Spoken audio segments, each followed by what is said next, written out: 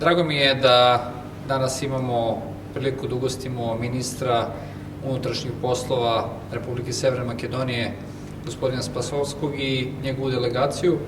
i da smo imali priliku da potpišemo sporazum koji će faktički na drugačiji način regulisati granični prelaz Preševo-Tabanovac. Ovaj prelaz omogućit će i drugačija regulacija, da imamo brži protok i ljudi, putnika, robe, svega onog što omogućava da građani naše dve zemlje, ali svi oni koji tranzitiraju kroz naše zemlje, lakše, efikasnije, brže, ekonomičnije dođu do svojih odredišta, ali ćemo pomoći i privredi naših zemalja, pomoći ekonomiji da se brže razvije. Mi smo danas razgovarali o tome šta dalje možemo da uradimo u zajedničkoj borbi protiv organizovanog kriminala i korupcije i ostajemo posvećeni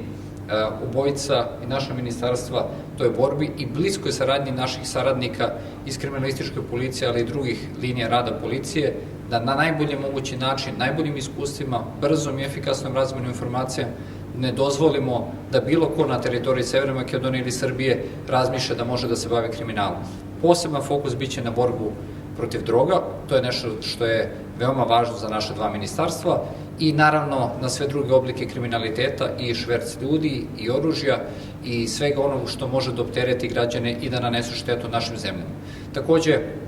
nastavljamo dobru i brzu komunikaciju u pogledu drugih pitanja vezanih za otvaranje novih graničnih prelaza, ostajemo otvoreni da naše radne grupe razmatraju gde sve može da se sprovede taj proces i da na, naravno, najbolji mogući način zadovoljimo i potrebe lokalnog stanovništva, ali sprečimo i, naravno, svaku vrstu šverca ili pojave kriminalnih organizovanih grupa u tim područjima i, naravno, ostajemo posvećeni zaštiti naših državnih granica protiv ilegalnih migracija. Drago mi je da kažem da naša saradnja jeste dobra, da se ona unapređuje svakoga dana i da vidim da ćemo i u narednom periodu imati dosta zajedničkih poslova koji ćemo raditi u opštem interesu građana Severne Makedonije i Republike Srbije.